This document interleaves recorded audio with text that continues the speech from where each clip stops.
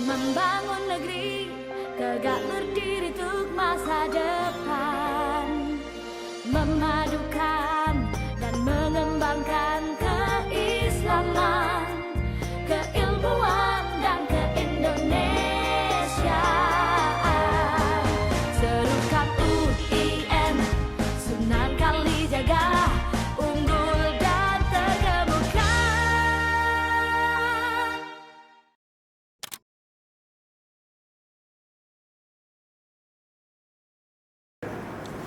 Oke, Assalamualaikum warahmatullahi wabarakatuh. Para pemirsa, para mahasiswa, terutama para dosen, para pimpinan UIN Sunan Kalijaga. Ini acara kita meet and greet, ya. Menyapa dan berjumpa dengan rektor. Ini yang kedua, karena kemarin tidak sempat ya. Kita punya dosen, punya potensi yang masih muda. Namanya Mas Muhammad Bagus Febrianto, ya, dosen Fakultas Adab, Fakultas Budaya dan Sastra, ya. Diterima dosen tahun lalu 2019. Ini sangat baru, ya. Dan kenapa menjadi tamu kita? Karena bidang Mas Bagus ini sangat unik, menekuni Jawa, menekuni sastra dan tradisi Jawa. Oke, mari kita tanya tentang Mas Bagus. Mas Bagus, Anda namanya Muhammad Bagus Febrianto, ya? Dan Anda menekuni budaya Jawa, ya? Anda sekolah di mana dulu? S1? S1 saya di jurusan Sastra Nusantara atau sekarang berubah menjadi Prodi Sastra Jawa. Oke, di UGM. Lulus tahun? 2012. Terus S2 di mana? S2 saya di UI di peminatan filologi manuskrip, Prodi Ilmu Susastra. Oke. Nah, ini menarik ini. Dari budaya Jawa kemudian menekuni filologi. Ini sangat menarik dan kita tahulah Jawa ini kebetulan mempunyai khasanah yang tua dan patut kita pelajari. Ya, tentu saja Indonesia punya banyak budaya, ya. Ada Bugis, ada Minang, ada Batak, ada Dayak, ada Papua, ya. Tapi untuk Jawa ini Mas Bagus ahlinya. Mas Bagus, bisa diceritakan tesisnya bagaimana dulu? Gini Prof, sebetulnya saya bidang kajiannya sebelum masuk di UIN ini, saya lebih cenderung mengkaji naskah-naskah seni pertunjukan. Oke, ya. Memang basic saya dulu SMA saya itu di SMK Negeri 1 Kasihan atau SMKI Yogyakarta di jurusan Seni Karawitan. Iya. Jadi supaya tidak terputus waktu itu keilmuan praktik, kemudian saya pindah ke kajian ilmu sastra, maka saya mengkaji naskah-naskah yang berkaitan dengan seni pertunjukan.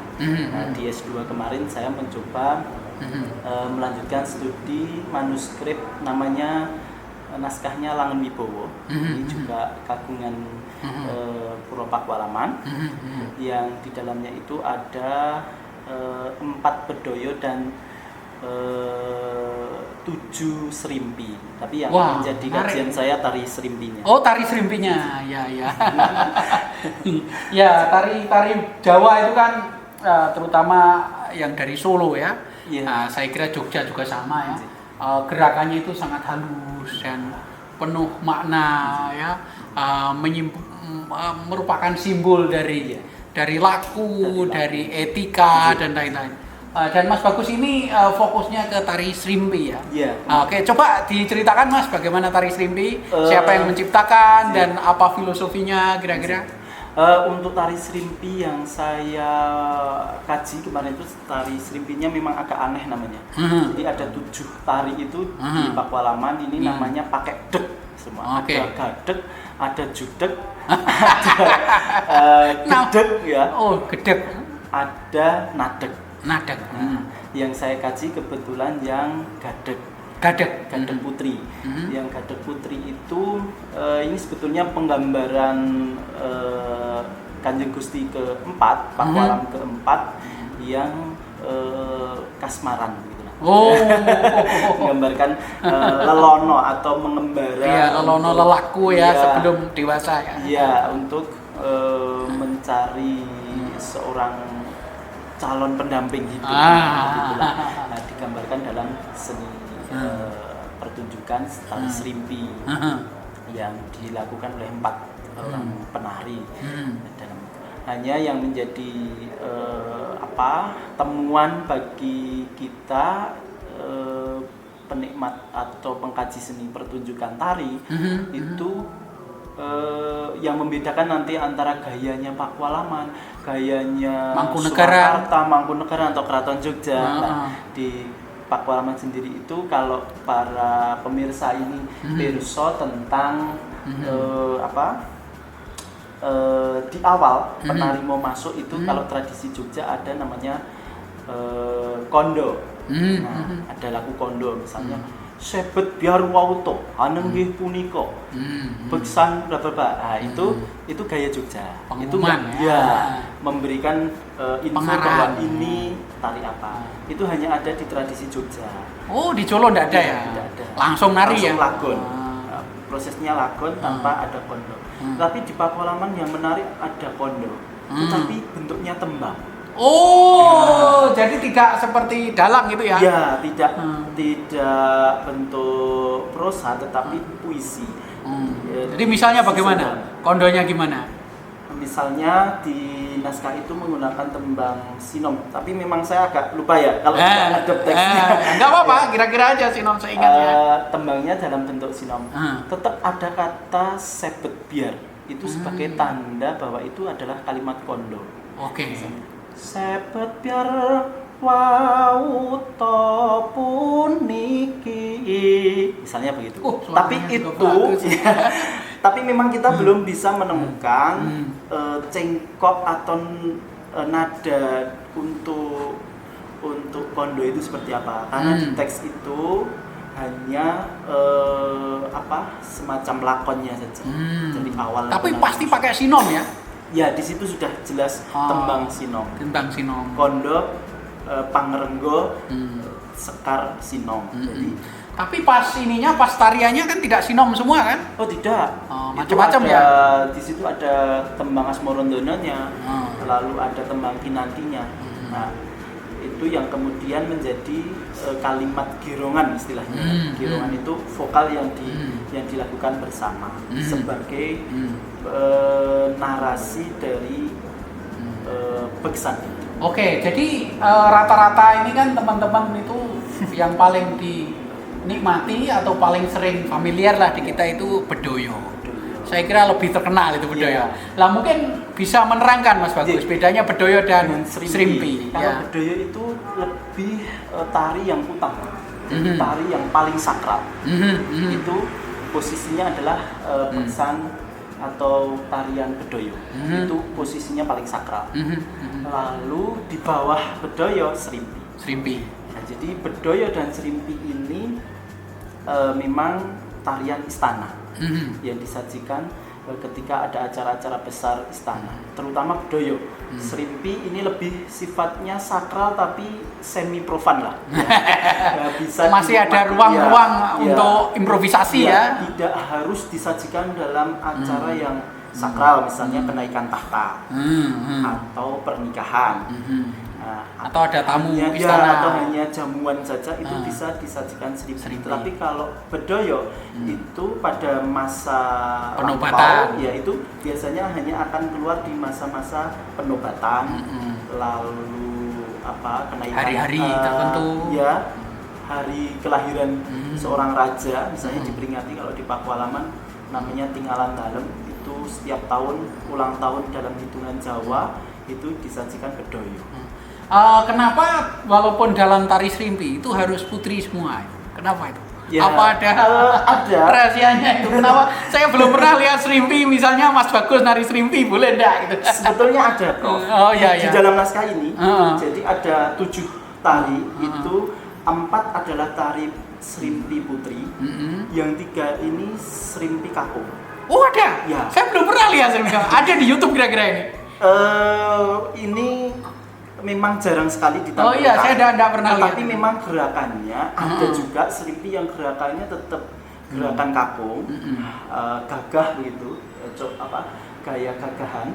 Ada juga serimpi yang disajikan gerak gemulai seperti atau gaya alusan yang disajikan oleh penari putri. Tapi ini dilakukan oleh penari kakung. Tapi di dalam pembacaan saya pada teks Langan Wibowo ini, saya lebih cenderung bahwa teks Langan Wibowo ini menggambarkan serimpi kakung yang menarikan putri. Jadi yang ada tadi serimpi gadeg, serimpi nadeg, serimpi gadeg itu ada kakungnya, serimpi kakung.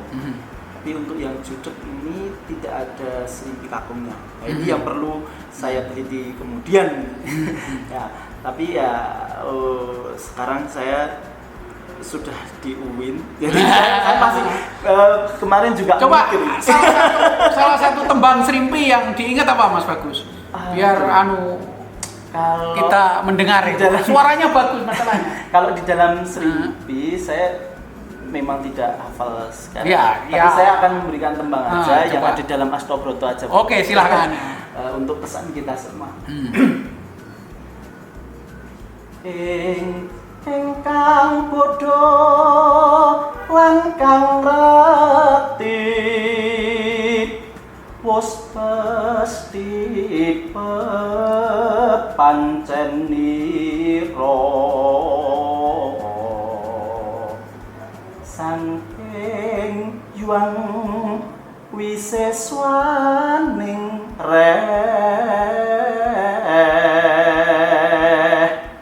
krana sayogyanira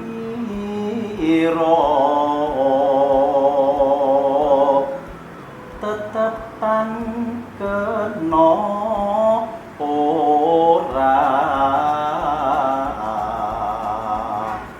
manungsa padha sawegung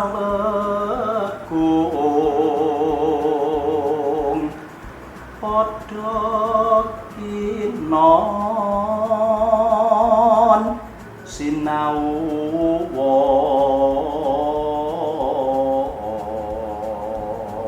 ini tadi satu bait Asmorondolo, Prof. Oh, ya. Tidak berkaitan dengan serimpi, tapi berkaitan dengan Astobrotonya Pak Kualaman. Pada bagian Bathara Indra. Bathara Indra.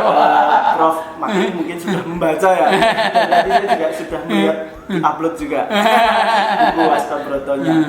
Itu Bathara yang menggambarkan pengajaran bidang pendidikan, bahwa pesan beliau di bait kedua itu kita semua baik itu belum paham, tapi di situ dengan kalimat bodoh itu tidak harus kita artikan langsung bodoh ya, tapi bisa kita artikan belum paham, dan yang sudah paham tentu itu tetap ada kewajiban bagi diri kita untuk tetap belajar.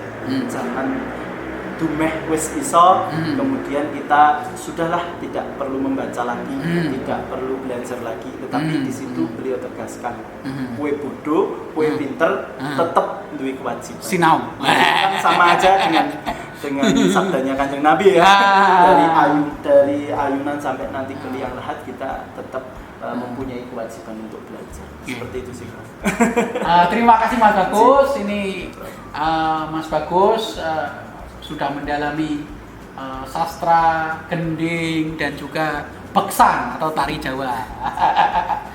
Terima kasih Mas Bagus, semoga sukses selalu. Dan selamat mengabdi juga di UIN, sudah setahun, semoga kerasan. Dan selamat berkarya. Begitu semuanya, terima kasih. Assalamualaikum warahmatullahi wabarakatuh.